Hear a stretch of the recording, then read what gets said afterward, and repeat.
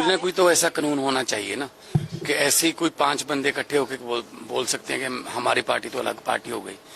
तो और पार्टी वो हो गई जो वॉशिंग मशीन के तौर पे जानी जाती है, ठीक है ना।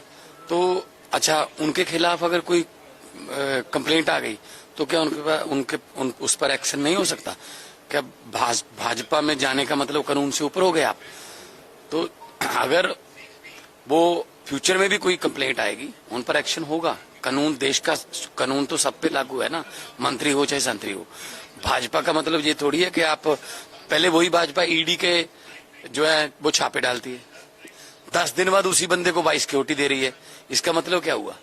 ईडी का मतलब डराने के लिए, सीबीआई का मतलब डराने के लिए।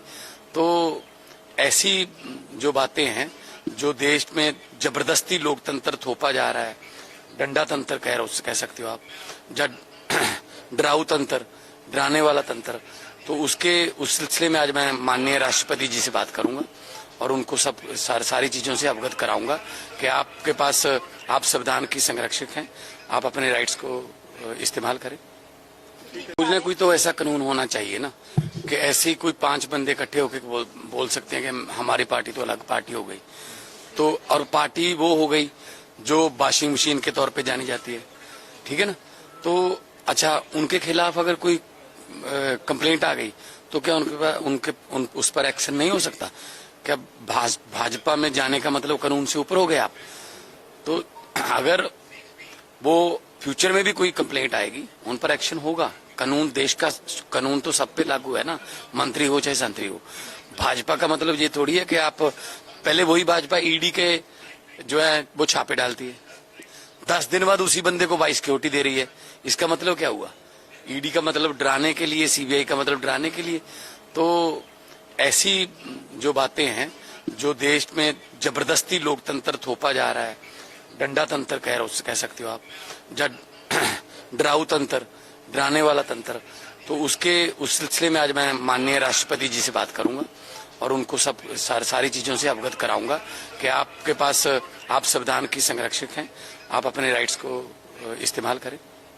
कुछ ना कोई तो ऐसा कानून होना चाहिए ना कि ऐसे ही कोई 5 बंदे इकट्ठे होकर बोल सकते हैं कि हमारी पार्टी तो अलग पार्टी हो गई। तो और पार्टी वो हो गई जो वॉशिंग मशीन के तौर पे जानी जाती है, ठीक है ना। तो अच्छा, उनके खिलाफ अगर कोई कंप्लेंट आ गई तो क्या उस पर एक्शन नहीं हो सकता?